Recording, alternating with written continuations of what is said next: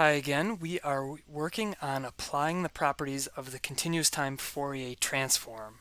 In this example, we're going to use the differentiation in frequency property to find the signal, so that's x of t, whose Fourier transform is 1 over j omega plus a squared.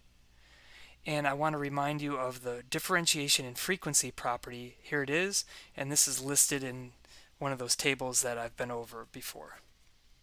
Now, what I can do is use an old result. So in an old result from a previous video, that is, we showed that e to the negative at u of t had a Fourier transform 1 over j omega plus a. I guess I should point out that a is a constant that's greater than 0. Okay. This is actually in a table as well. This is a common Fourier transform pair. So this is almost what we have, right? We have the denominator is squared over here. It's not squared here. But we're told that we should use the differentiation in frequency property. Do you know what happens to the derivative, or the denominator, when you take the derivative of a quotient? The denominator becomes squared. So let's check it out. Let's see what happens when we take the derivative of this old result, or this result from the previous video. So we've got bottom times the derivative of the top is 0 minus the top times the derivative of the bottom. So the derivative of the bottom is just j, right, with respect to omega, all over the bottom squared. So there it is. And we compare that to what we're looking for, and we're off just by a constant. J is a constant. It's complex, but it's just a constant.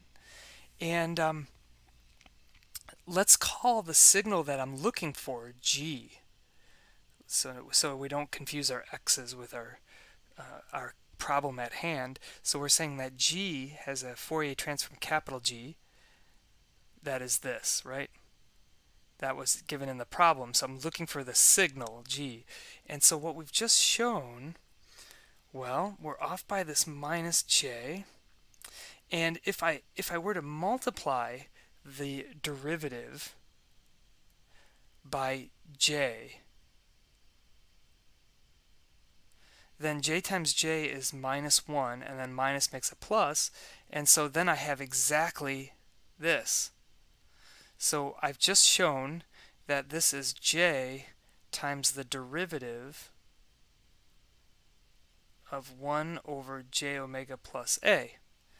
Okay, well, let's look at our property again, and maybe it's not in the best form it could be. Let's move that j over to the right because it's just a constant. So I can apply the same trick by multiplying by j. And so I have this, right?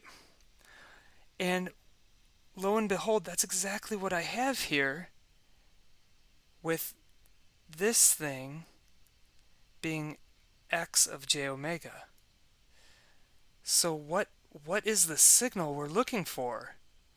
G of t is, according to the property, it's t times whatever signal has this Fourier transform. Well, what signal has that Fourier transform? This thing. So this is the answer.